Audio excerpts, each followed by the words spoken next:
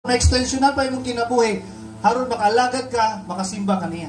Dito gishare nako sa gospel, nagampo ko ihatag ang para sa Ginoo og dayga ang Ginoo samtang na kinabuhi. Di man lampuan ako siya, labay man. Isulod ko balik si Manny na pod. Wala na siya dito. But nagbilin siya sa nurse, ingon siya nga, mabisita to mga pastor, please. Tingnan sila na thank you, salamat kayo. Because of ilang kinabuhi, pag-share, pag-ampo na mo. Nakita may nangalagad na siya sa Ginoo. I-offered niya ang iyang kinabuhi. Kaya na-encounter niya, pinagi sa balatian, diayo siya sa Ginoo. Remember, God is all-powerful. Amen.